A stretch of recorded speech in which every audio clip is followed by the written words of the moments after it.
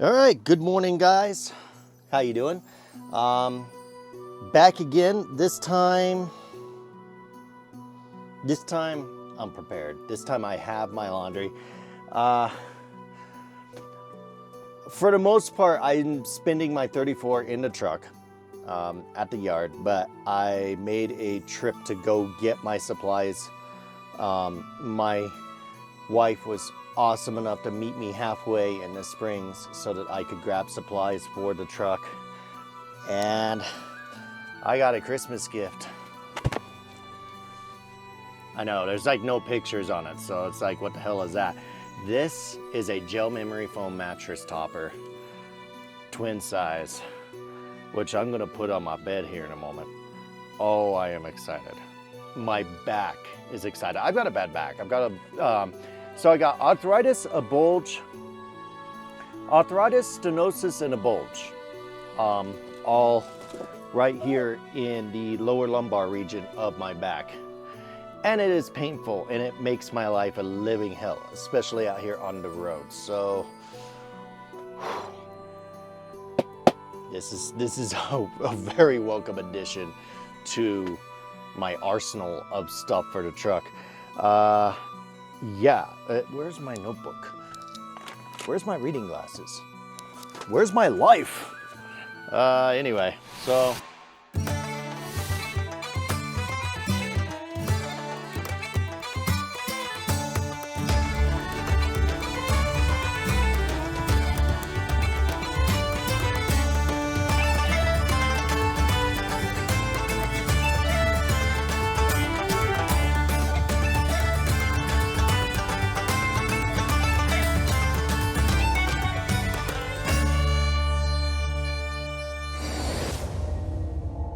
welcome to another episode. This one is probably going to be a longer episode because we are going on a full drive today. I'm going to take you guys all the way from here at the yard in Denver up to, I kept wanting to say J.M. Schmucker, but that's not where I'm going. I'm actually going further. We're going up to, we're going to be going up to a truck stop today, actually, because we're going to New Belgium. You know what? Let me do this. Let me get my iPad. I'm going to record my screen here. All right. And swipe on, swipe off. There we go. I was saying that to kind of, because I want to sync the screen. What I'm going to do is I'm going to open up Google Maps here, and I'm going to put in my New Belgium Brewery Warehouse. We gotta lay those reading glasses. All right, Jacob Holm Way, Candler, North Carolina. No, this one. All right, yep, that's the one. So this is where I'm gonna be picking up my load in the morning. It's New Belgium, but real close by, there's places to park. So what I'm planning on doing is staying, oh, where's it at?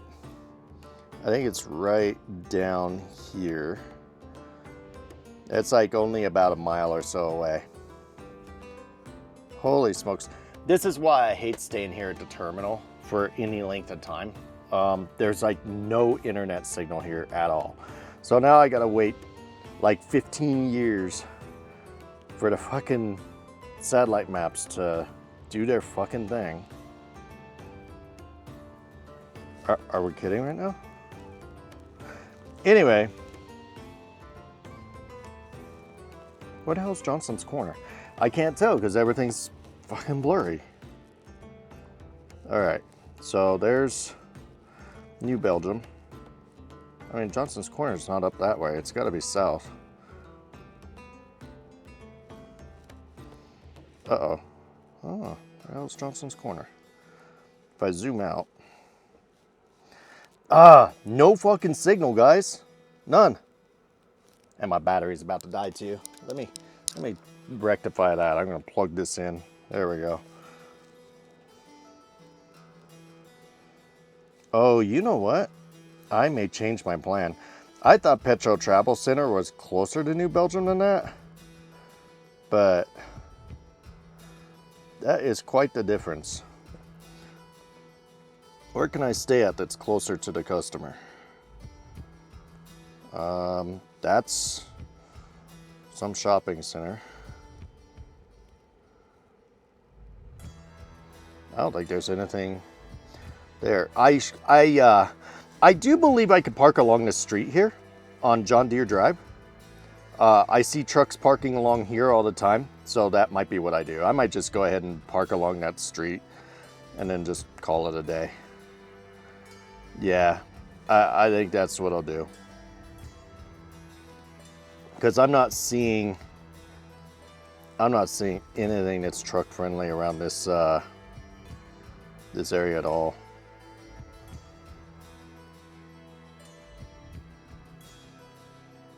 Let's check one exit up. Oh, there's nothing there, emptiness. And let's check one exit down. Again, nothing there but emptiness. I mean, I could always off ramp it too. That's a thing too. So, but either way, this is where we're going. So my original plan was to go to Petro and chill there, but I mean, I guess when I look at the Petro compared to where I'm at now, fuck's to that. How far south is? And of course the icon for the Petro is now gone.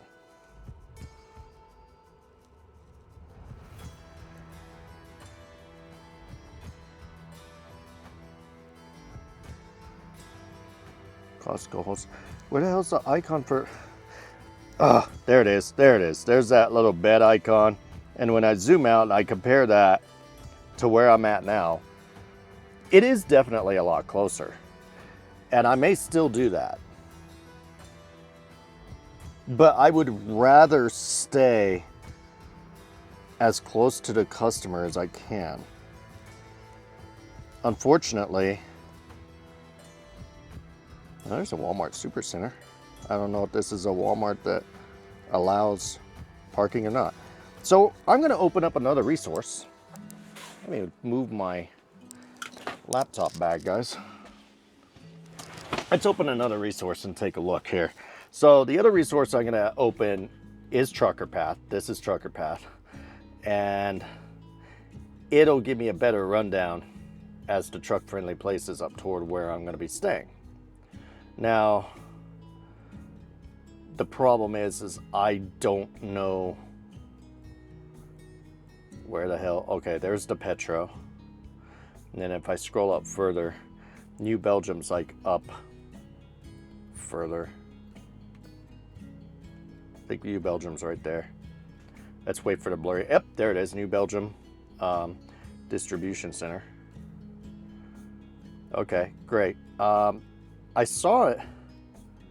I saw an icon for.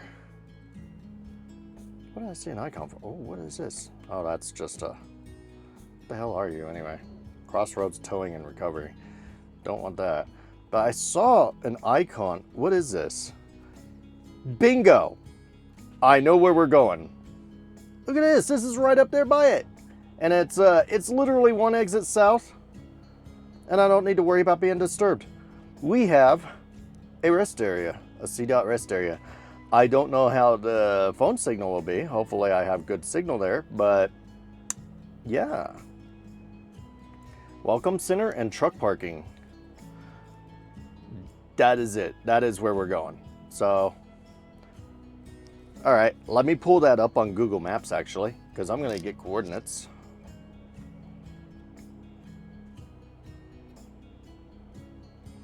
Jesus fucking, because I'd rather stay there, even if I can't. So here's the thing, even if I could legally park on the street by that Waffle House, there's gonna be people buzzing by my truck at all hours of the day and night. And depending on how people drive by or how loud their vehicles are, I may get woke up a lot. And yeah, that's not ideal. So I'm going to zoom in and I'm going to grab some coordinates. We're going to grab these coordinates right here. I'm gonna save this. Where to coordinates, and we're going to north 40, 563 972 by west 105 006 865. All right. There it is, and I see the little loopy loop on the thing. It's 57 minutes away. We're gonna save, and I'm gonna save that as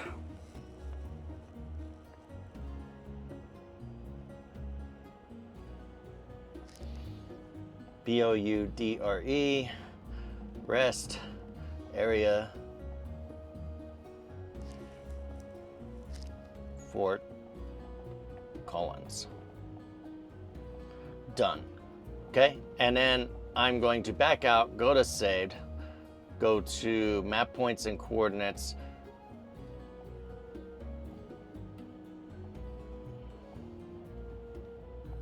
Oh shit.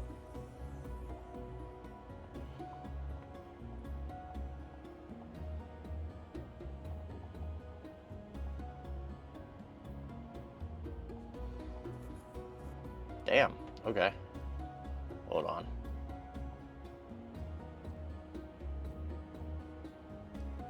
Information, edit. I had to change another entry in there too. Take out the map points and coordinates, save it as Colorado. I have all my saved places.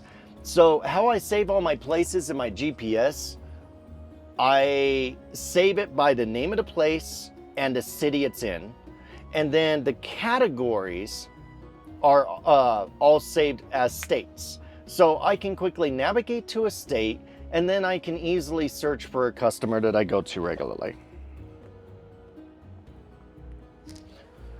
So I'm gonna get to getting my stuff put away and ready for this trip. I will see you guys in a few hours. It's actually a few hours till I can move because I'm still on my 70. We're not moving till like 1 o'clock this afternoon. So you guys go ahead and chill and relax, and I'll see you in a few. All right. Let's go ahead and move these. I moved so much stuff up to the front. It's just the way the seats are, though. It makes it look like I have a lot more crap in this truck than I really do.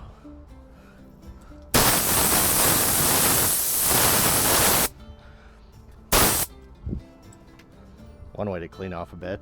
All right. So I keep my sheets on with these, it's sliding everywhere because of the stupid cargo net down there. I'm trying to get a grip on this. Well, if I can just grab the mattress itself, then I can pull it toward me. There we go. All right. These things, by the way, especially if you're out on the road and you've got a lot of truck vibration and your bedding tends to come loose a lot, or you're a rough sleeper and your bedding tends to come loose a lot, or you're just failing day and your bedding just likes to come loose a lot no matter what, then these things are absolutely awesome.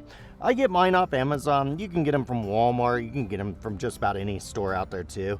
They're just, you know, if you just search for mattress sheet clasps or something along those lines, then you're golden.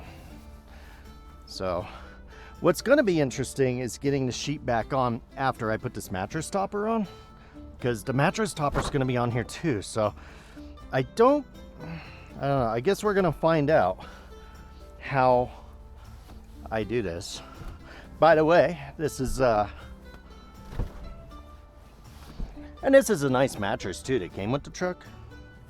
That's really awesome. Because it's, look at that, it's got such a soft cover, but it is still stiff and it is hard as fuck on my back. I'm gonna move this. It's getting in my way. All right, let's bring this baby out. Woohoo! So it's just it's just a mattress topper, but to me, this is a big deal.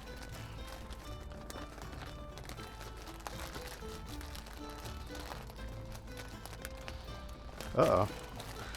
I may need to cut this piece of plastic off. I don't think it's gonna... I thought I was gonna just slide it right out. But this plastic is actually what's keeping it compressed.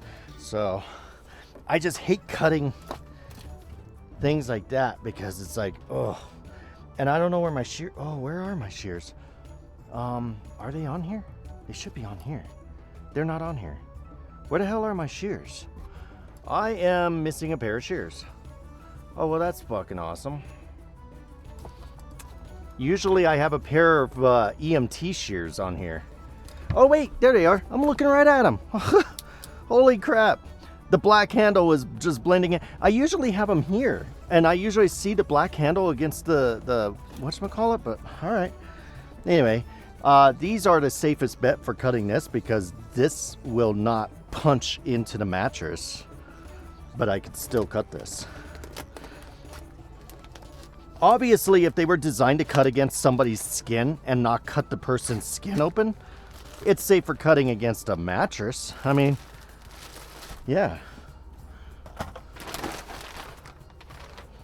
So then we take this thing apart, and I probably got to cut this plastic off as well. It looks like that's it. Oh, it looks like it's vacuum sealed. Okay. So what I'm going to do is I'm just going to lay it like this. And I'm just going to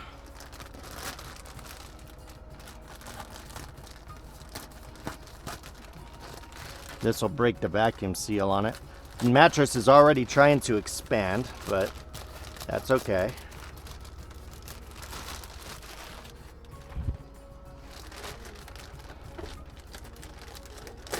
Oh, the mattress is trying hardcore to expand. These are by Leatherman, by the way. If you ever want to get a hold of something like this, go with Leatherman. They are the best. I have a lot of like multi-tools and stuff that I keep with me. And I get asked a lot. They were like, you know, by people, what do you prefer, Leatherman or Gerber? Or is it equal? It's not equal. I have shitty luck with Gerber stuff. I don't know why, but I have absolutely crap for luck with anything Gerber.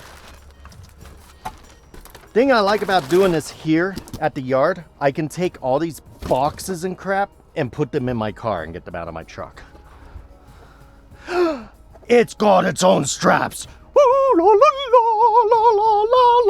Okay, we're gonna pretend that didn't happen, but woo, yeah. Might have a bit of an issue though. It is not as long as my mattress. Well, that's interesting. I mean, truck mattresses usually have their own dimensions a little bit, but I'm actually very surprised that this is not as long as my mattress.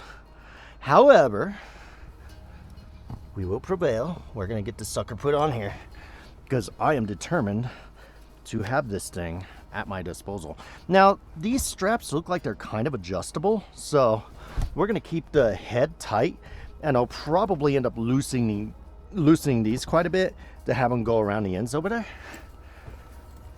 But let's just get this side on first, and then we'll go from there. Oh, why is it sucking down like that? Come on. There we go. There we go. All right, now, is there a way to loosen this? Yeah, right here. So if I loosen these, give them more slack, they should be able to go down around this corner and get on there. There we go. Yeah, that's gonna hold just fine. Oh, this already feels so good. Yeah, baby. Yeah, okay. Okay, let's get this one adjusted.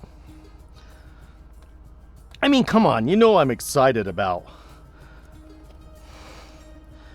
getting one of these into my truck again finally. I had one a long time ago in a truck, but my dumb ass, I switched companies a long time ago and left the damn thing in the truck by accident. It just wasn't worth going back after. But oh my God, this is so awesome. All right, that's gonna be sucked around there kind of tight, but it will do. It will do. I put the tags up here near the head. I hate that. I'm not taking this all apart to turn that around. I'm one of these people, I cannot stand tags being near the head end of the bed. Tags are always near the feet. But whatever, this thing's universal. All right, let's see if we can get this. Now, I think my biggest challenge now is going to be getting this sheet thing over all this. But the good news is, with those straps being built onto this thing and holding it there, I can flip this up like I wasn't thinking I was going to be able to just flip it up and get the mattress cover on, or the mattress cover, the sheet on, but it looks like I'm going to be able to. I'm just trying to figure out. Okay, yeah. So that's an end. So what I need to do is I'm going to come. We're going to put it on side to side. Oh, and as I put my knee onto the mattress, it's like, oh, man. I know. Like, Phelan did, man. You're getting excited over some wacky shit. Yes, I am. When it comes to my back, yes, I'm excited. My back pain is definitely something that I deal with. It's on a daily basis. I don't have to do anything excruciating. It's just moody. Sometimes my back just decides that it just doesn't want the day to be going on. And it sucks. It really, really does suck.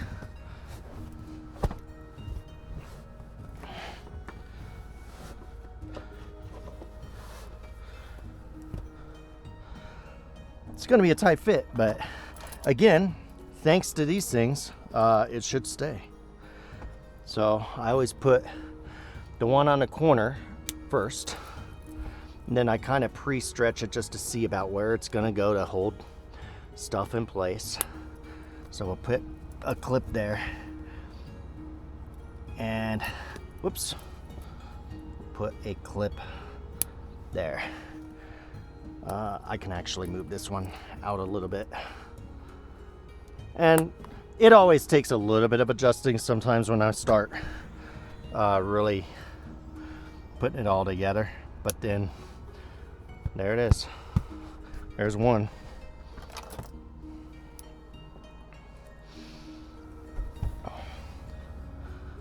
Yes.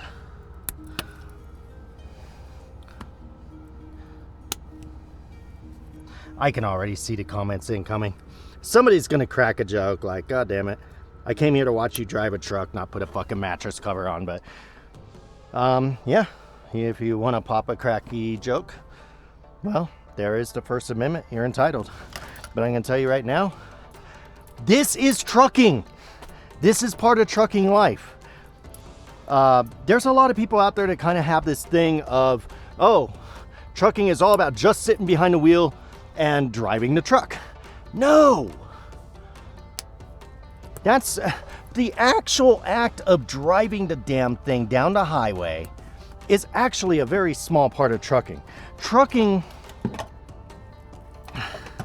I mean, I guess that would be the case if you're a local fucking driver. But when you're OTR, trucking is a lifestyle. It's not just you start the job one day, you go do your thing, then you go home. No. It's a lifestyle. It's an entire living. And the point of my channel, my vision for my channel, is kind of showing you guys part of that living.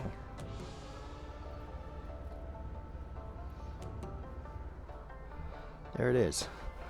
Now I should be able to put this bad boy back. Oh, it's so soft. I gotta lay down. Yes. Oh yeah, I'm gonna sleep like a baby tonight. All right. I'm just gonna make my bed. I ain't gonna take you through all that. I just wanted you guys to see the whole mattress assembly thing. So there it is. So I'm gonna cut this scene now, and then I'll see you when we head up to that rest area for our where we're gonna stay tonight.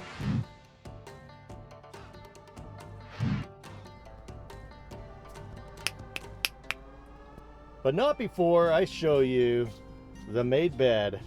Oh yeah, look how nice that is. Got my living area back, got my laptop bag, my go bag, my hygiene bag.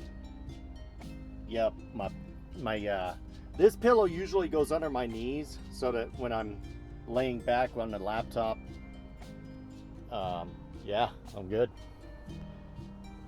Freaking awesome. Actually, that pillow goes up there like that. Yeah, that's how it's supposed to be. Sweet. But there you go. Bed's made.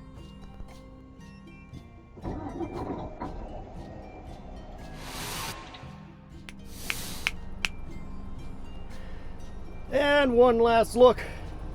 Got the front of the truck organized as well. You know, when you first glance at it, it looks cluttered. But really, it's my office on the passenger seat.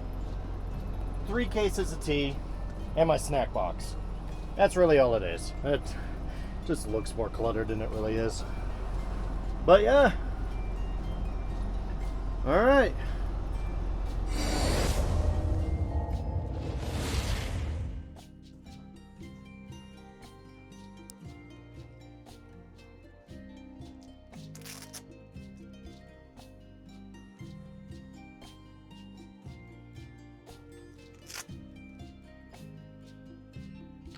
All right, guys. Looky what I got going on. Modeling the, I'm modeling my CB. So, yep, my Striker CB. I'm basically modeling it in Truck Sim. So, exactly as it is here, with my mic laying up here where I keep it.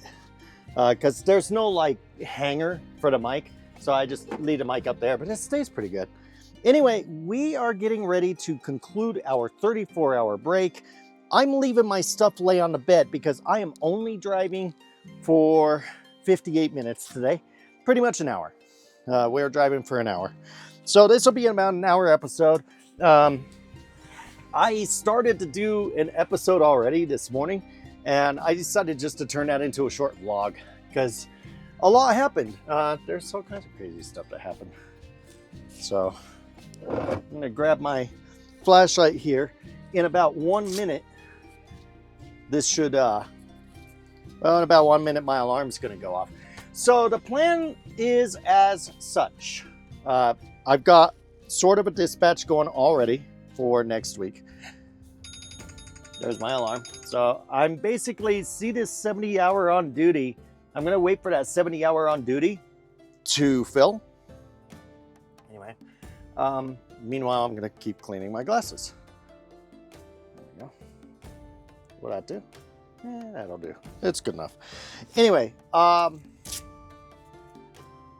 so I am now coming off my 34-hour reset. What the 34-hour reset does is it resets my 70-hour clock and all my other clocks accordingly so that I can basically get out of here and get on the road. And I am gonna go up to the customer and we're gonna camp there tonight. All kinds of clouds moving in. It's looking like there's gonna be some shitty weather today, so I'll be glad to just be up there and staged. When we get up there, we're gonna plan our route across the country, but basically, there it is. There's our 70. So all my bars are crossed right here. my 8 hours full, 11 hours full, 14 hours full, but the important part, my 70 hours full. So I'm going to change to on duty, pre-trip, and click OK. And agree. And then, whoops, agree. Okay. All right. And we are now on the clock. So now when I look at my summary, everything's good to go. I've already pre-tripped the engine. I did so this morning on my own accord, but we'll go ahead. I already know the truck's pretty good to go because I have already pre-tripped, but we're gonna at least do another walk around before we get out of Dodge. Reefer's gonna stay off for right now. I have a trash bag I need to throw away. So I'm just gonna do a final check of all the obvious stuff. That's a 3000R. I found out earlier that we apparently have like 4 Wabash trailers in the fleet. So I'm gonna try and find one eventually. It ain't gonna happen today. Today would be a great opportunity though. It's so nice out here. It's so fucking nice out here right now.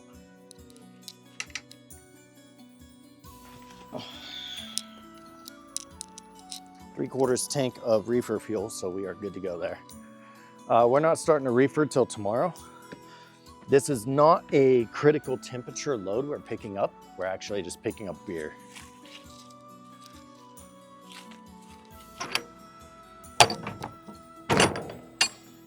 My trailer kind of has wood chips and stuff all over it, but again, beer.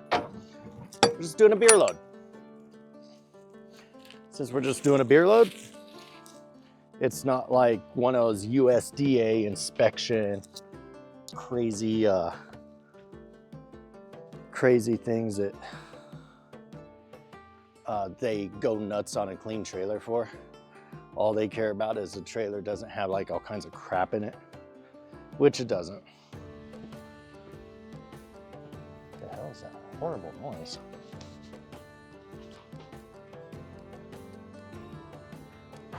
I'm gonna go ahead and throw this away too while I'm here. Anyway. Okay. It's coming from the propane place. Probably doing whatever it is the propane people do. Not many trucks left on the lot. This lot was full when I got here, but now that a lot of the drivers have come back from their holiday, they're starting to leave out again. Probably about half the fleet is still here. The other half is already out. 211, 181, 191, 213, 213. The trucks are numbered in order of how we get them too. So 213, mine's 214. So this is the guy that got a truck just before I got a truck. And then I think 215 actually parks right here where this orange car is. I think he got his like right after mine. 189, that's one of the earlier Cascadias that came in.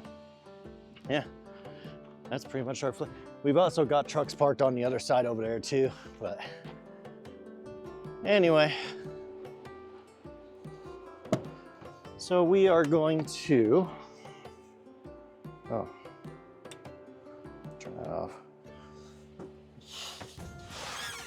Okay, anyway, we are going to go ahead and head up to this rest area. This rest area is like 58 minutes away. And then we're just gonna park there and chill.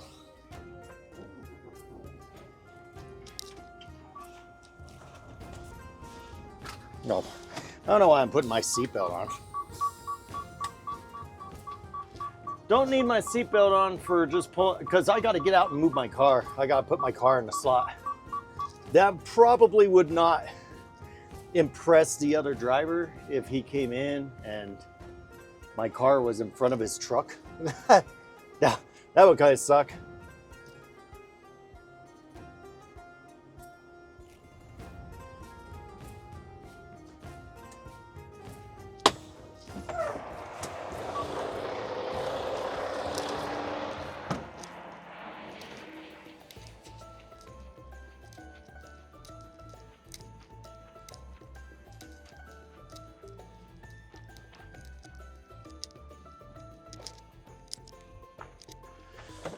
You know what?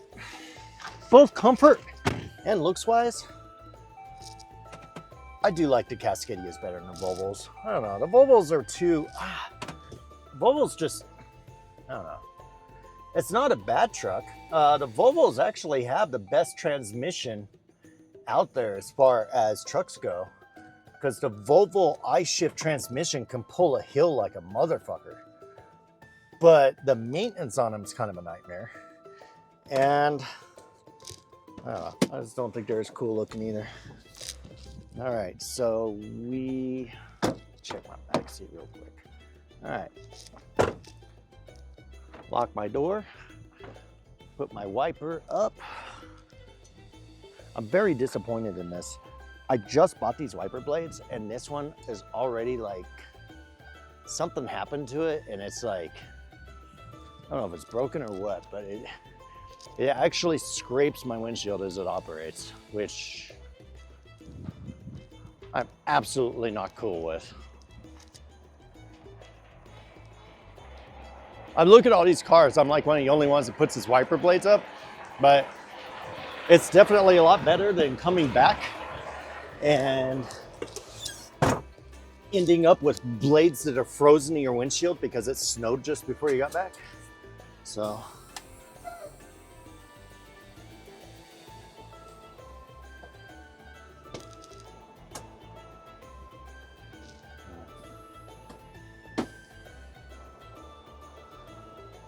Just wanted to knock out another tug test because I'm paranoid. That's one of ours too. Is that one of the Wabash? Yeah, that's that one right there is a Wabash. 562. Actually, that may be the one that he just had. I think he just moved it over there. Maybe the reefer still isn't working. And they ended up changing it out. I think that's the same one. Pretty sure it is.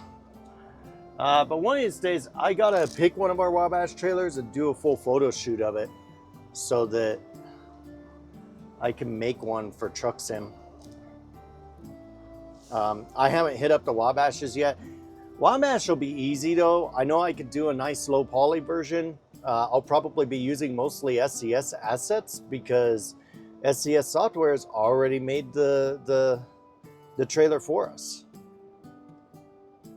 I will, of course, be remapping the UVs so that we could do high quality UVs.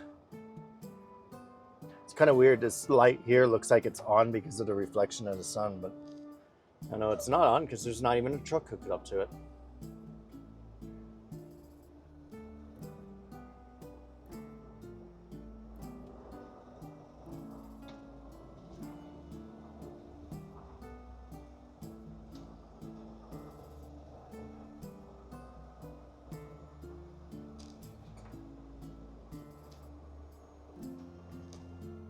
I'm only keeping the head cam on for another minute or two to like once we get around his next couple of corners. Actually, just once I get out of here. I'm gonna go ahead and get the head cam off my head. Continue 1/2 mile to the end of the street, then turn right. Well, nah, I'll keep it on. It might last a little while longer. We'll see. Let's see if the head cam actually lasts until we get to the interstate. That'd be nice.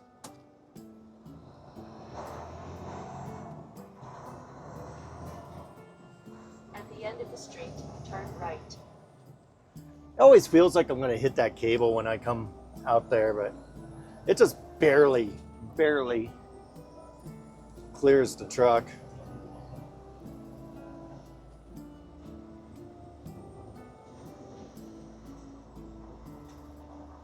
Turn right at the stop sign. So this has a left turn lane and a right turn lane, but because of how crazy this corner is, we are going to use the outside lane to turn. In 1/4 mile, turn left on East 88th Avenue. Just wanted to wait for him to go. I didn't want to do that to him. Pull out there in front of that guy and make him wait while we accelerate down to the light. We got plenty of time. We're good. Turn left at the traffic light. So that car is like in front of that white line, which would make it a pain in the ass for a truck turning here. The reason why I always come in from that way too is they should have painted the white line right here where I'm at. Because that white line where it's painted there, any truck coming around here, not that kind of truck by the way, I'm talking truck like I'm driving, coming around here, this silver car would block them and the truck would be stuck on that pole. So that would be no bueno. Dude keeps inching forward like he's going to trigger the light. The light's not a sensor, it's a timer. So it's going to change when it changes.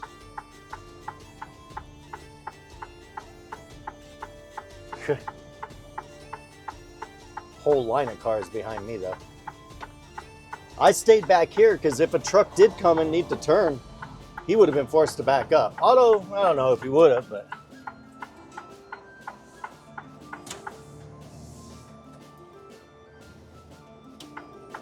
1.25 miles. Turn right on Washington Street.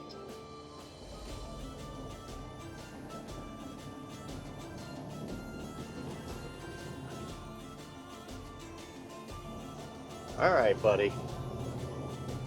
Don't make me put you in the manual. It's pretty sad when we're empty and the truck is like hesitating on gears, like, oh my God, I don't know what to do.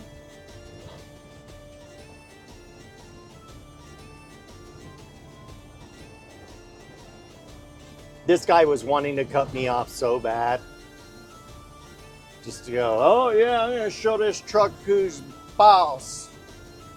I will. I'm absolutely gonna show this truck that I am king of the car road. Okay. Well, while you're doing that, 3/4 mile. Turn right on Washington Street. I'll be back here just not hitting things and being stupid.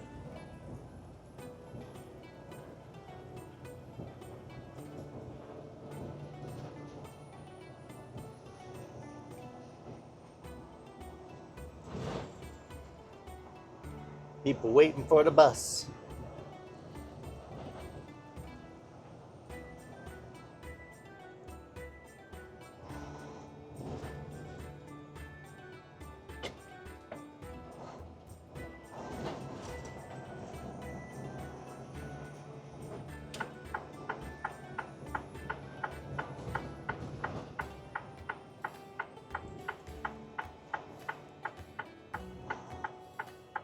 Right at the traffic. Oh, hey. Decision-making skills there, little miniman. The fuck was that? Playing games with life. I was too busy texting. I didn't realize what intersection I was at. Because I was texting. If I was paying attention, I would have known better. But I can't know better because I was texting. 1 mile. Turn left on Thornton Parkway. So I've had some people comment on messages to me, my channel, whatnot.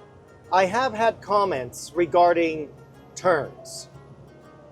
Faye, why do you turn into these inside lanes just to do another lane change right afterward? Because it's the law. Trucks, and it's pretty sad because there is somebody, I can't remember, where were they? Were they on my Discord server? I know there was somebody that said they used to be a state trooper and they were like, no, you got to turn into the outside lane or something like that. No, there's never been a case of that. There is not a CDL manual for any state in America that says anything about trucks turning to the outside lane. I know a lot of trucks do it, but when a truck does that, it is actually against the law. That is actually a violation.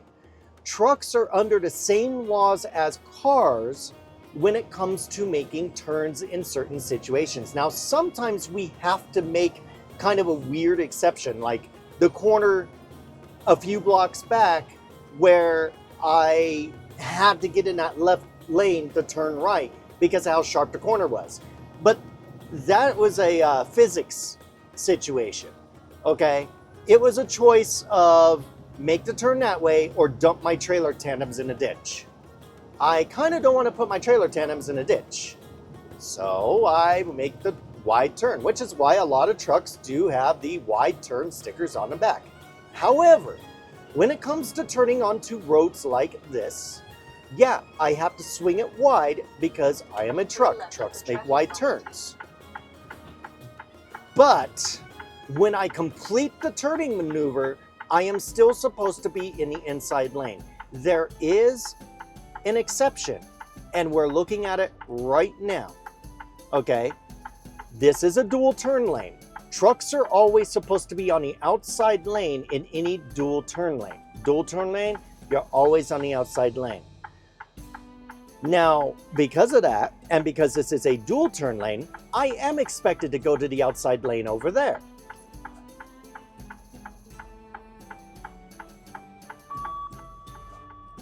Now you kick in. And that's the exception to the rule. In a dual turn lane, we still maintain the lane that we're going into. Now, if this was a dual turn lane onto a road that had 3 lanes over there, let's say that road had 3 lanes. The dual turn lanes turn into the inside 2 lanes. So these people are expected to turn into the insidemost lane, and I would be expected to turn into the center lane. And then if I wanted to get into the right lane, I would. 1/2 mile, take the ramp on the right to I-25 North toward Cheyenne. It's like, what the hell am I hearing fall around? And my reading glasses were falling on the floor. So, yeah, there is, you know, blinkers would help you. Well, no, they wouldn't. You'd still be just as stupid.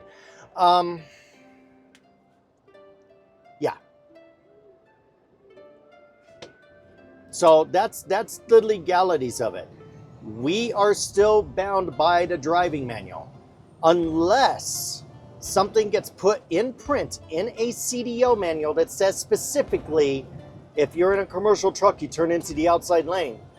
Unless they change the laws and they put that in writing and make actual driving regulations for us to follow, then I will follow the law, which says I turn into the inside lane and then change lanes.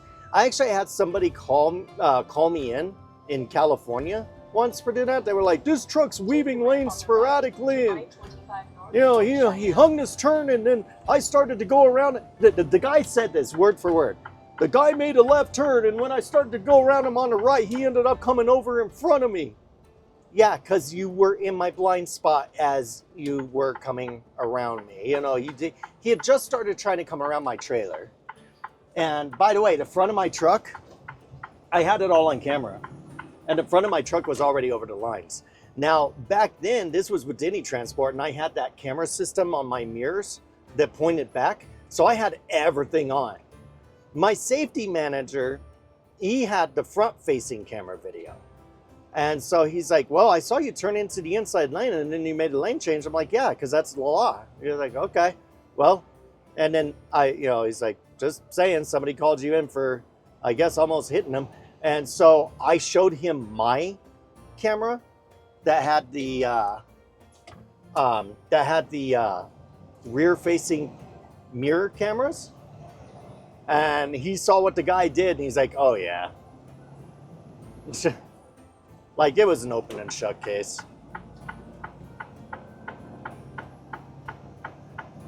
All right, I'm going to switch to manual. We're going to shift manually.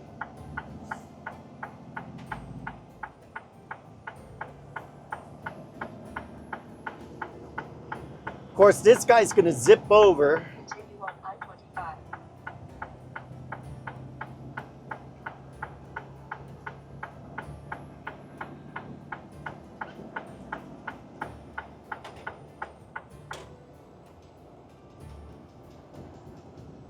All right. So we're going to be over here just for a few minutes, and then once we get clear of Denver, we're going to go back over to the right. But there's going to be a bunch of slow pokes over there on the right. So, but over here we're able to maintain the flow and go with everybody. Matter of fact, I'm even seeing brake lights. We're gonna have to slow down. Yep, there it comes. Because people are still in the eggnog.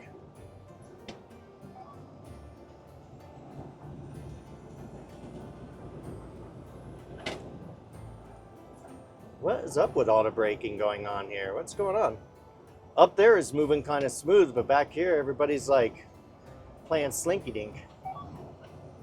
I'll shift down to 11th then. Because we ended up down to the lower 50s.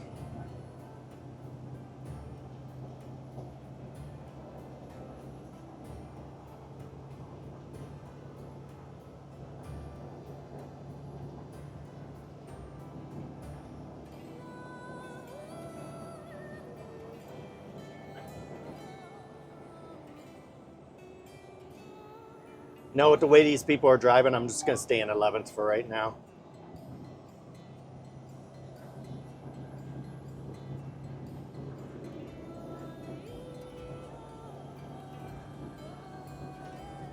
Oh, you know what? Oh, wow. My head cam was still recording that whole fucking time? Damn. I'm gonna kill it now because I imagine the battery's going dead on it.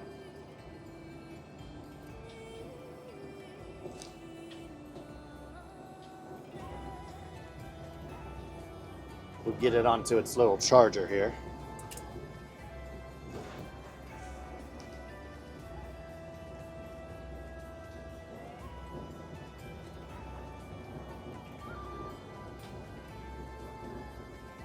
Looks like everybody's starting to finally pick it up, so back to 12th gear and settling in for the cruise.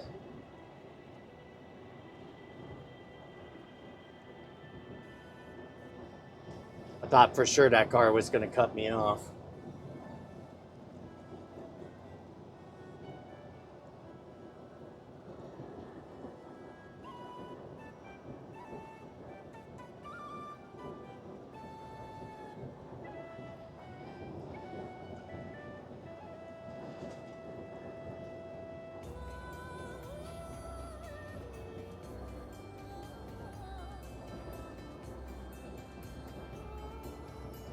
That's the stupidest looking fucking truck I've ever seen. Why are you gonna give your truck a lift like it's gonna be an off-road vehicle and then put fucking rims on it with tires that are like 1 inch fucking out? Like, you can't take that anywhere. You can't take that off-road. Pick one. Pick the lift kit with some fucking actual off-road tires. Don't fucking put street tires on there with a lift kit. Good God. I mean, it was a dually driver, so I wouldn't expect him to think straight. By the way, dualies are no wider than a semi-truck. In fact, they're not quite as wide as a semi-truck. A dually is a little bit skinnier, even with the duals, than a semi-truck. So, riddle me this, guys. How is it that I can have 70 feet of articulated vehicle that is 8.5 feet wide and still be able to maintain my lane perfectly all the way down, just like this AutoZone guy? Look at that. Look how beautifully he's maintaining that lane. Good job, AutoZone. Excellent. Wow. Anybody want a chair? Anyway, we're maintaining our lanes beautifully. Why is it a dually is always over the fucking lines? And have you seen a dually park in a parking lot? What crack are they smoking? What fucking drugs are they smoking? It's terrible. It's fucking terrible. Like, these people are like, people who drive dualies, man, they can't keep it in their lane for shit.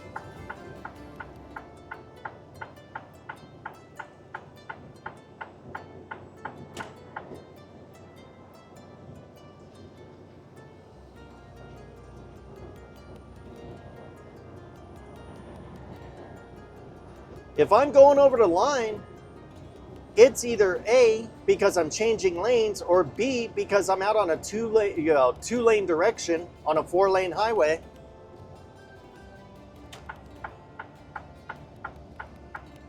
And I'm hugging the shoulder line to keep crosswind from blowing my trailer into some poor crackhead that's passing by me. I will ride the lines in crosswind, but I would rather ride the shoulder in a crosswind than a chance my trailer clipping somebody trying to pass me. Especially when I get some guys that are driving doubles and triples and they're in strong crosswinds and they're trying to overtake me. What the hell? Their fucking rear trailers like all over the place, like some sort of like spazzing out epileptic seizure guy or something flopping around. And it's scary stuff. I'm glad this Wyoming guy was so content to slow down to 63 miles an hour back there and then speed up as I'm trying to pass him to keep me in the left lane here. Please go back to Wyoming. That's where you belong. That's where they need you. Colorado, you aren't needed down here in Colorado, so you can go. You're dismissed.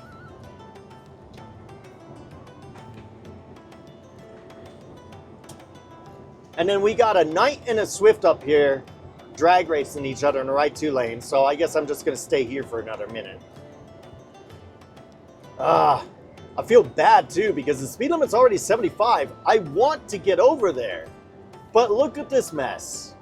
And Knight is now past Swift. Do you think Knight's going to move over? There's no way in hell Knight's going to move over. He's going to fucking chill in that center lane all the way down to fucking Wyoming. Because he does not care. Look at that. He's got all kinds of room over there. That right lane is now empty. He's doing 10 miles below the speed limit. I'm passing him like he's parked. The fuck is wrong with you? Now look at the driver. Let's see what the driver looks like. Oh, the driver's on his phone. He's holding his phone directly in front of his face texting. Directly in front of his face. Even that truck with the horse trailer behind him is passing him on the right now. Fuck, and I need to move all the way over to the right, but now I got cars coming off the off-ramp here. Yeah. Because somebody's in my blind spot. Are you serious? Are you gonna fucking pace me? So the fucking car, even though my blinker is on, is fucking pacing me. Jesus fucking Christ, dude. I gotta get in the right lane. I'm impeding traffic over here. Fuck. Oh shit, this truck's doing 58 miles an hour. God damn it. The fuck you doing 58 miles an hour there for, flatbed? I don't see Raider Express written on there anywhere. Oh, welcome to a normal day with Phelan Dea. Holy crap. The dude is 285 feet in front of me and he's doing 83 miles an hour. And my truck's like, tailgating. No, I'm not. Last I checked, I'm not doing above 83. That's for damn sure. Oh shit. What's going on here? This right lane's still moving slow. Now these guys are moving slow. I can't get to the right lane for shit right now. Why? Oh, what is going on up here? What's this dude doing? It looks like there's some car up here with his flashers going. The hell? Yep. Is he going to take the exit? No! You're not going to take the exit. So even though you're like having some sort of mechanical issues, you're just going to... What the fuck, Xfinity?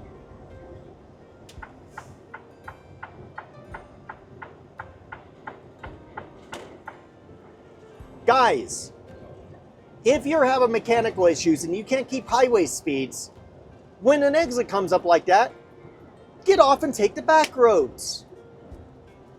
What? How hard is that? It doesn't matter where you're going in this whole region of the state. There's plenty of side roads to get there. We're not in the mountains. It's not like the interstate is the only way you can get from point A to point B. No. Shit, out here, anywhere east of the Rockies, you can fucking take back roads anywhere you want to go. And there's back roads that parallel this highway everywhere. Fucking idiot.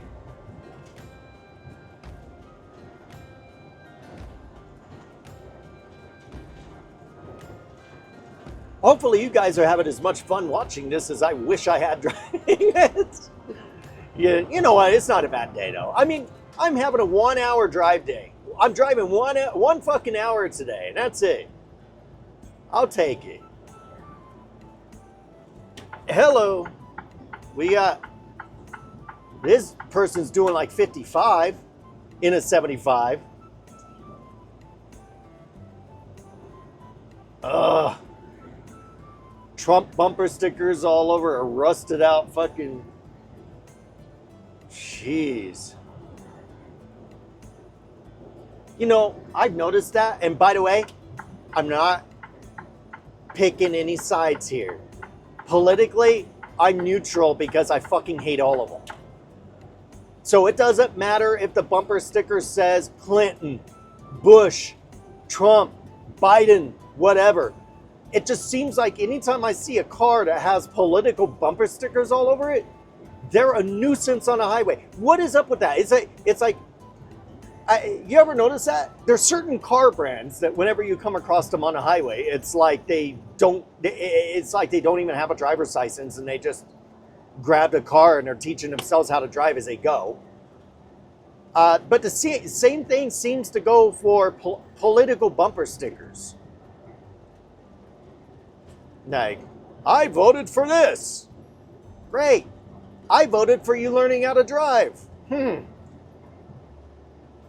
Apparently my vote doesn't count in that area.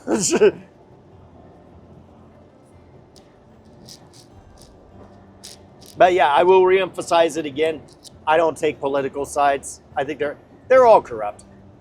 They're all corrupt. People are like, oh, the Democrats are great and the Republicans are Satanists.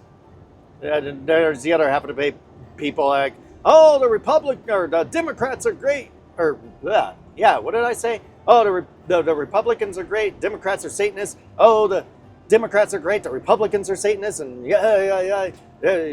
this half is evil and that half is good. Are you fucking kidding me? There's only one party. Money. That is it. This whole thing of Republican versus Democrat is nothing more than a stage show to make people think that they have some sort of choices in America, in the world, any place that votes. It's like that. It's like, oh, we got this party and we got that party. Dude, they fight out their differences on a debate stage. And then I'm going to tell you right now, the moment they get elected, they don't give a fuck about you anymore. They give zero fucks. They're royalty. Anybody that thinks that we have gone past kings and queens and monarchy is delusional. I don't get it. I don't understand. People are like, oh, well, at least we don't live in an era of kings and queens anymore. Really? Because we still have somebody ruling and the commoners still somehow manage to get screwed in the process. Sometimes we get rulers that care. Sometimes we get rulers that just need to be put in a mental institution. The only thing that has changed is the title. Instead of calling him a king, we call him a president. Now, the other part, the other flip of this coin here, is the whole, well, at least this royalty we vote into office. Really? Because when you look at elections, especially of recent years, it seems to be whoever throws the most money at the election gets elected. Therefore, wealth is power. Wealth is absolute power. Whoever has the most money controls the land. What does that sound like? Oh, a king. Kings and queens, they were wealthy. They grew in power, they controlled the land. Now, yeah, unlike kings and queens and monarchies, we have limits. Only one person can sit on the throne for up to 8 years, 4 years at a time. So, either 4 years or 8 years, and you sit on a throne. The current king that currently took over the current monarchy, who got it this year? Trump, yeah. This Trump guy, okay, he got it for 4 more years and he's done. He ain't gonna be in there after that. That's about it. That's about the only bit that I got up. Yeah, that we have over a monarchy. All right, the terms are limited. So every 4 years, we get a new face. Sometimes the face stays the same and it lasts 8 years. But either way, we're going to get a new king or a queen every certain amount of years. I was in the center lane because I was clocking that Schaefer and he was like not going very fast. Then he kind of sped up and then he slowed down and I was like, fuck it, I'll just stay in the center lane. Now that he's gone, I'm getting back over here. Yeah, so that's why I laugh when people are like, oh yeah, we're so much better than a monarchy. What, because we see a new face every 4 years? I mean, it's still wealth is power. That's all it is. And once they get into office, all they care about is their wallet. I guarantee there's not a president that's been in office in years that gives a fuck about you or me.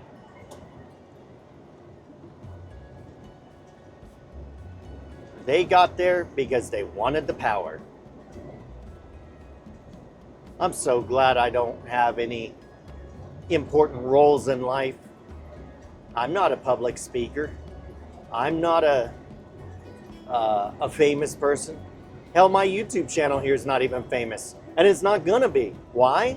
Because I don't sit at home. I don't sit at home for 24 hours a day, fucking pumping out videos onto you guys. Why is this person going 55? Holy shit! The fuck is wrong with you people? God damn! Another Wyoming. What's up with Wyoming? Can Wyoming not handle our eggnog down here? Is that what's going on? Do they not have Southern Comfort up in Wyoming or something? You guys come down here, you see some family, you drink it, and then you're just like sloths? Holy shit.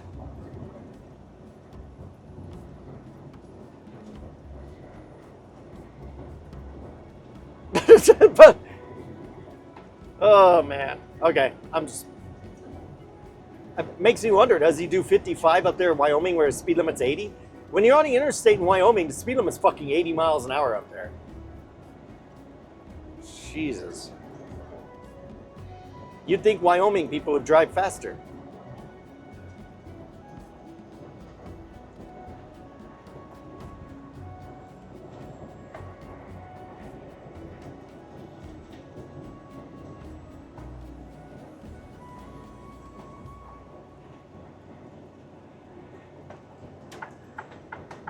Okay, this lane is now ending, so that's the part that sucks, because now it's only 2 lanes to play with people. So now it's going to be a lot harder for me to do an overtake, because now if I come across a slow mover, everybody's going to be on my left bumper to bumper trying to make sure I don't get over.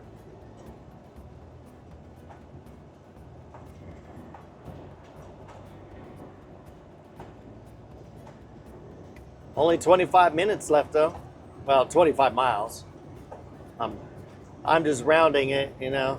I'm going 70 miles an hour, so about 25 minutes, because 60 miles an hour is a mile a minute when you do the math, but also remember I need to take an exit ramp and also get into the place and park. Wow.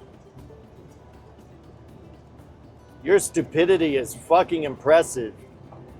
It is on a level that reminds me that I'm not the biggest dipshit on this highway, so thank you for the fucking boost. This truck, I don't know why this truck's blocking my way from passing on the shoulder. Trucks are so slow, yet all you car drivers have been running to the polls and voting for trucks to get governed down to a nationwide speed limit of 65 fucking miles an hour.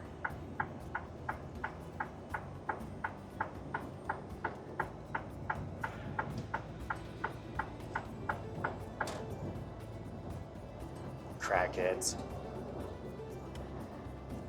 I got over because the car in front of me was doing 63. The moment I did a lane change, yeah. Like, come on. Whew. Smells like somebody got in a fight with a porta potty and lost.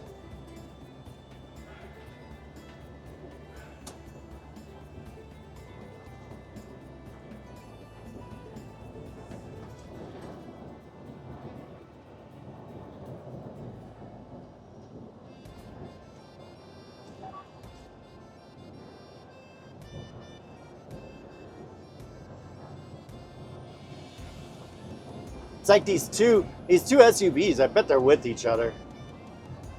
One has a Colorado plate, one has a Utah plate, but I don't know.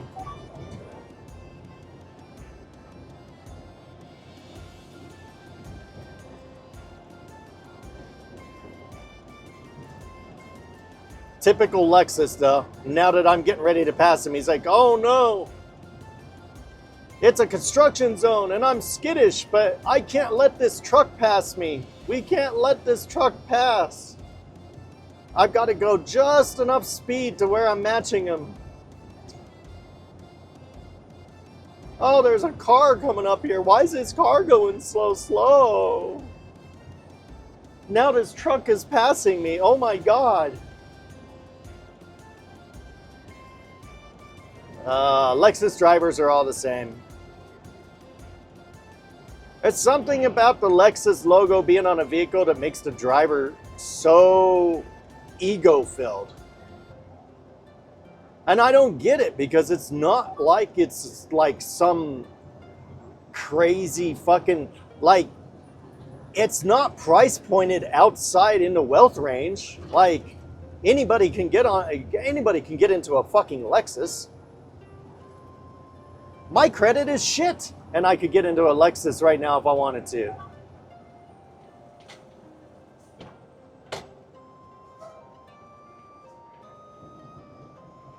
Well, that was a sudden fucking drop.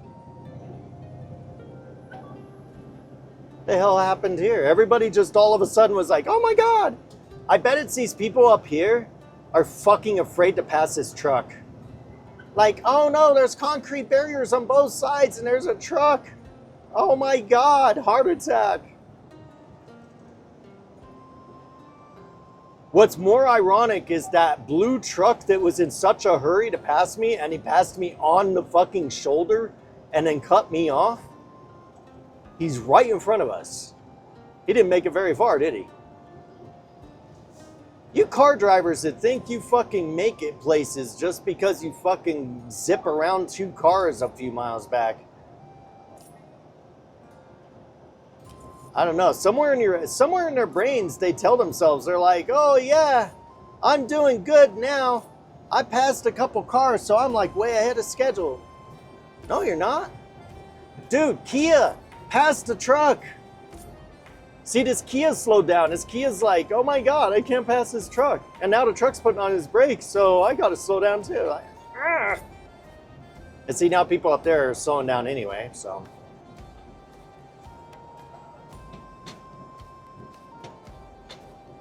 And now the truck's gonna pass all the people on the right that were fucking skittish and make them skittish again. It's pretty sad.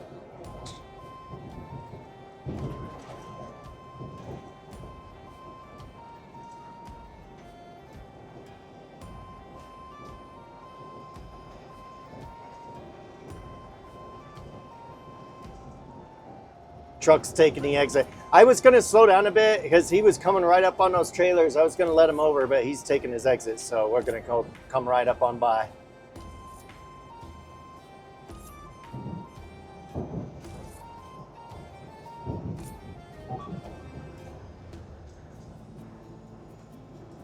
Are we going to clear up now? Is everybody going to figure their shit out?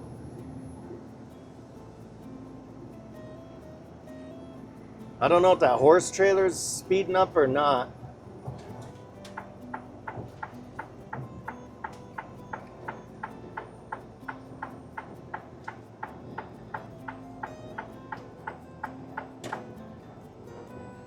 Horse trailer's doing 68. That's fine. We're doing 70, but so we're going to catch up to them, but there's enough of a gap here. We can get some traffic by and get out of people's way.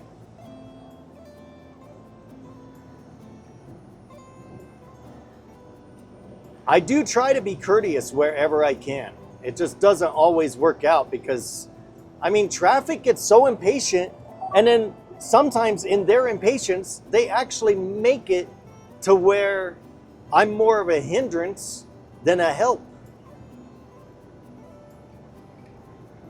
Because they make it impossible for me to do anything that helps them out. Okay, they're slowing way down there. This white car is gonna fucking pass me. And that Jeep way back there, he's speeding up. He's like, oh, I gotta get up there by that truck. He's gonna get in front. Oh no, I wasn't fast enough. I don't care. I'm past it. I'm past it. I'm over carrying at the moment. Oh, my throat's getting dry from this talking.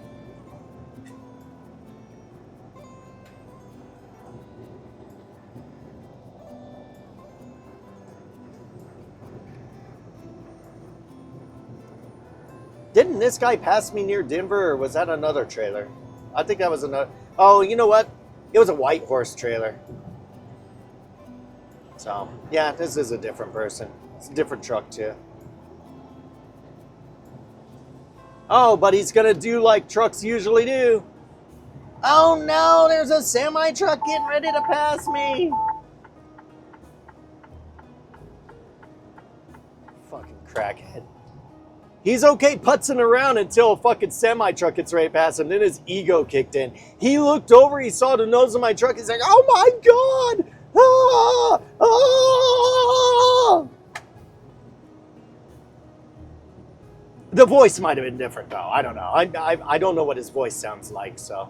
But the reaction was there. That's how people react. You know, what the fuck is wrong with you car drivers? You're okay putzing around on a highway, causing congestion, risking an accident because your fucking dumbass can't go the speed limit. You want to drive slower so that you can look at your phone and text. But then when you see somebody trying to pass you, that fucking shit kicks in your head and you're like, I gotta go. I can't let people pass me, especially a semi-truck. I can't let a semi-truck pass me. No, I've gotta fucking go.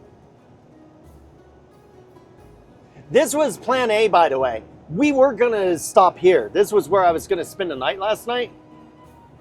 But, I don't know, or not last night, today. We were gonna go here to Johnson's Corner. But I've got money, but I don't want to be tempted to spend money on hot food when I got food here in the truck. Yeah, it's not hot food. I'm not going to get a hamburger or something really nice, but I've got pasta in a bowl and I can eat that.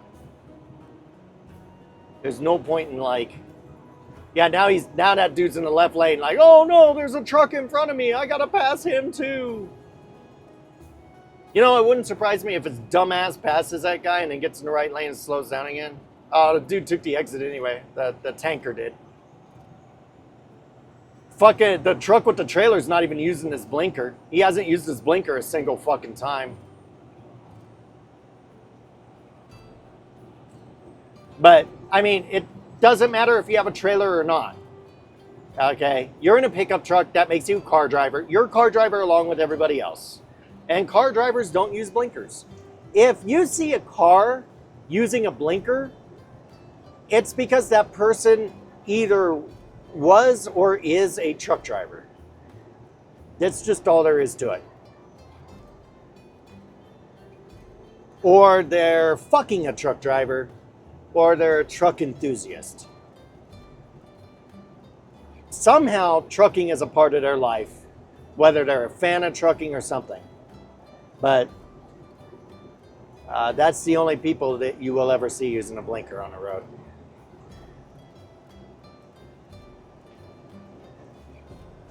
I mean, just go through my video. Fucking go back and count the amount of times you saw fucking cars changing lanes without a blinker and compare that to the amount of cars that changed lanes with a blinker. What is about 10% for the blinker? What's wrong with signaling your intent? It's too much work.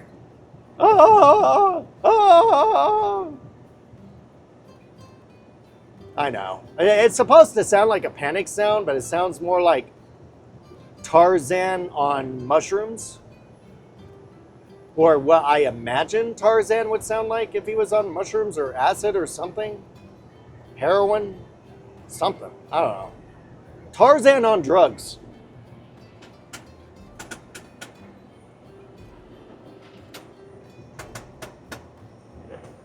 You only have 10 more minutes of this shit, don't worry.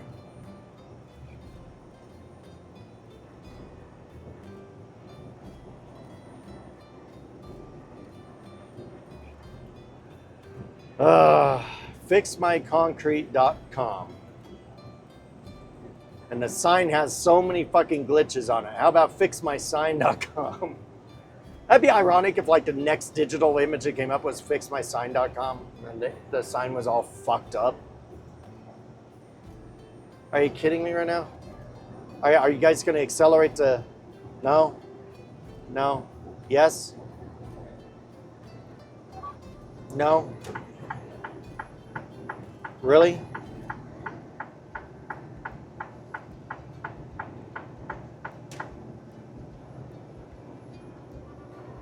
Are we about to pass another crackhead up here that's holding up a bunch of cars because they're doing 55 again? Is that what's going on? We got some trucks in the right lane up there, but I don't know. I see a bunch of people taking the exit. Maybe all these people are slothing around because they're getting ready to take the exit. Hey, I got a hint for you guys. The exit is the deceleration zone. You're supposed to maintain the highway speed, and then when you get over to where this white truck is right here now, that's when you start to slow down. There's not an exit ramp in America that doesn't have enough room to decelerate. I decelerate the truck on the exit ramps. Fully loaded or empty.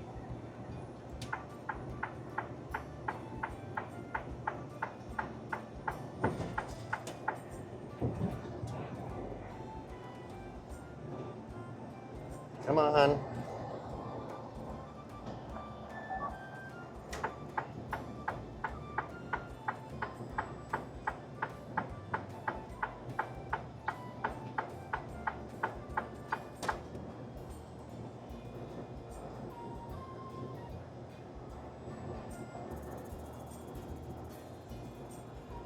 I made the right choice there. Holy crap. I'm still passing him. This traffic sped up. This guy's like...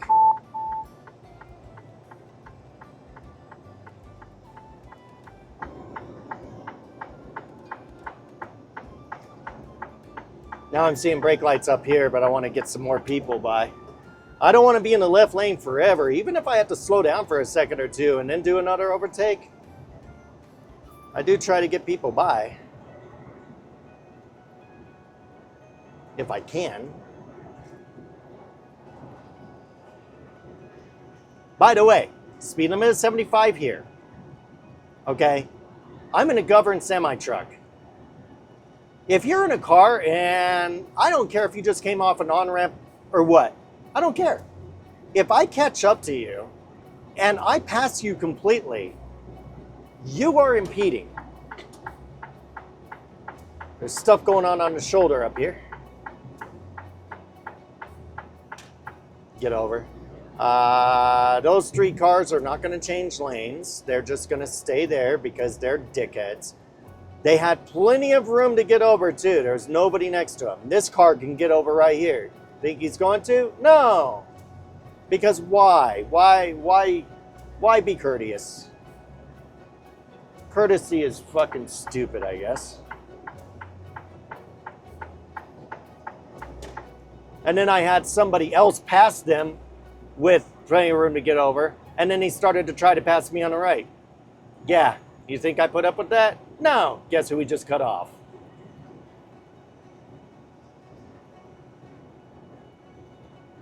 We're not going to see him go around us on the left, though, because he just took the exit. Fucking idiots.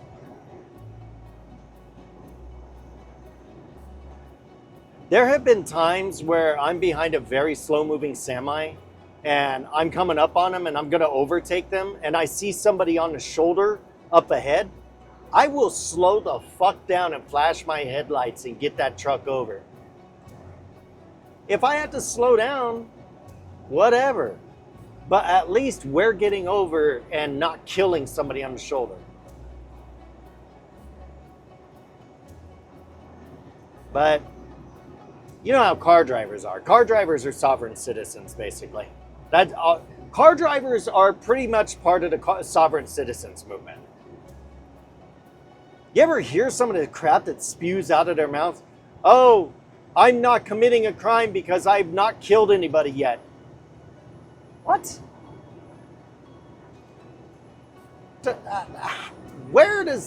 How does that compute? Like, I can only be taken to court or arrested if I killed somebody. The fuck?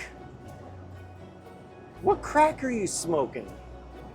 What crack is the Subaru smoking? Why did you feel the need to get over here right in front of me? Now you're gonna hit your brakes and chance getting rammed by me. You fucking idiots. Ugh. And then he got right back over. He got in front of me. He didn't even need to. He just felt like cutting off a truck. And then when I got over, he's like, oh, bonus, I get to cut him off twice. I don't know why you fucking people hate trucks so badly. Shit. You car drive. When it comes to car versus truck, in 95%, the statistics don't lie, 95% of accidents where a car is involved with a truck accident, the fucking car was at fault. And you may be sitting there going, oh, well, Faye, how come there's all these lawyers then that make a lot of money off the truck drivers, and the truck drivers companies end up settling and they end up paying out because the truck driver's guilty, right? No. And here's a perfect story of that. Logan, Utah. Going over Logan Pass into Logan, Utah, 2019. This fucking blonde bitch in her little car tried to pass a snowplow, and she lost it. She spun out, and I folded her SUV in half. The trooper that responded to the scene saw my dash cam, and it was an open and shut case. I was not ticketed. I was found not at fault. Because not only did the dash cam tell the story, this dumb bitch, she was arrogant. She literally looked at the trooper. I'm not even kidding you guys. I wish I could. I'm not making this up. She looked the trooper straight in the eyes and said, it was okay because the lane was clear. And then he ended up rear-ending me. What? Okay. Newsflash. 1, I can't speak for all states, but Colorado, Wyoming, and Utah, it's illegal to pass a snowplow that is actively in operation. 2, I'd like to know what her version of clear is, because a snowplow was in the left lane throwing snow from a concrete barrier into the right lane. And that's why I was in the right lane, because he was clear in the left lane into black ice. The right lane had snowpack, which is traction. So I was in the right lane pacing the snowplow. This bitch is like, oh my God, this truck's not passing the snowplow. She flies by me, gets in the right lane, drives smack into a solid wall of snow. The fuck did you think was gonna happen? Yeah, you guessed it. She fucking lost it. She panicked when her car immediately got a ton of snow on it, slammed on her brakes, spun out, bounced off the fucking plow truck and off the concrete wall and back over into my truck. And she told the officer that too. She straight up told the officer what happened too. She's like, I tried to pass a snowplow and that truck behind me was following too close. She cut me off and immediately lost it. And my dash cam showed it. So I was found not at fault. But guess what? She got herself, more like fucked herself. All right, because that's how chicks like this work. She was a skinny blonde bimbo. So she slept with the right lawyer, who then started taking action against our company, and our company settled for like $35,000. I believe the settlement was for like 35 grand. Okay. Now, automatically people will think, oh, well, the truck driving company must have known they were in the wrong because they settled. No, it still comes back to money. Remember earlier when I was bitching about politics? Money rules, guys. Money is everything. Companies are part of the monarchy. Corporations are part of the monarchy. They don't want to lose their wealth.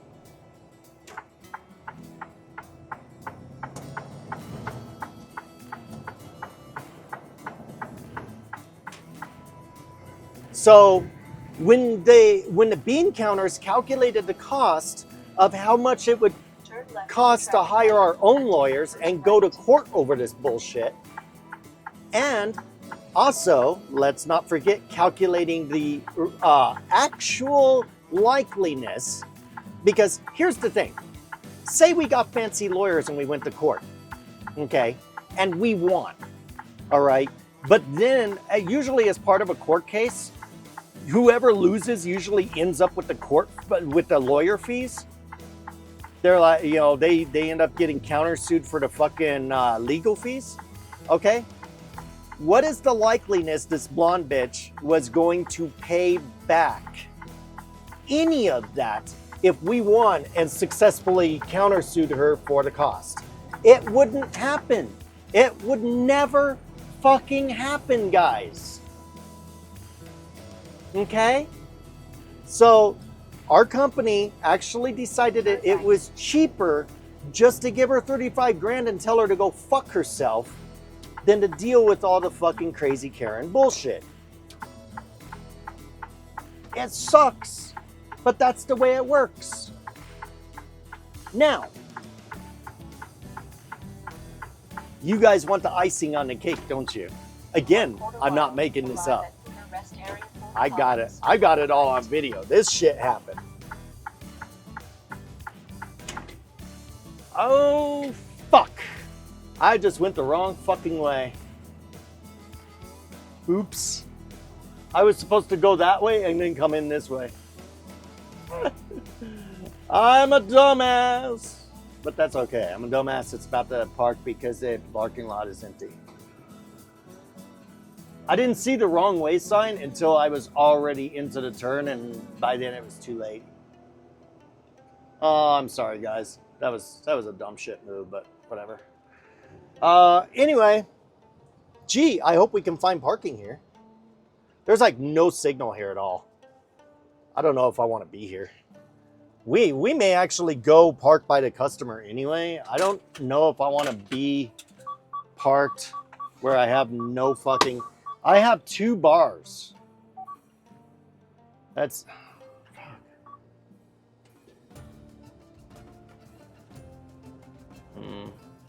We'll see. If I have a lot of problems with signal hanging out here, we'll change. So before I made the wrong turn, you guys want the icing on the cake that I was about to tell you about with that lady? Before we finish up this video? Not making this up, because I got it all on recording of her just saying this. It turns out that the SUV she was driving when she did this shit, and I smashed it, was a loaner car from a mechanic shop. Guess why her regular car, her actual car, was in a mechanic shop getting repairs from an accident.